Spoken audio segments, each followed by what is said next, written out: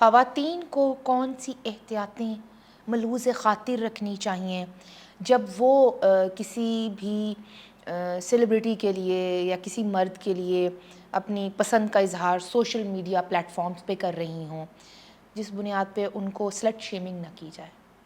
کیونکہ مرد تو اس سے ماورا ہے نا.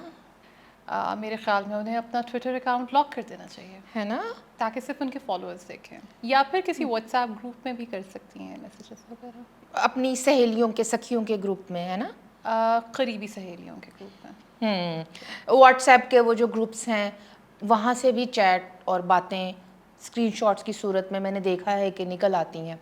تو یعنی کہ خواتین کو کافی احتیاط برتنی چاہیے. ہاں، اچھی عورت اور بری عورت کا کانسیپٹ بھی تو ہمارے ہاں ہے نا.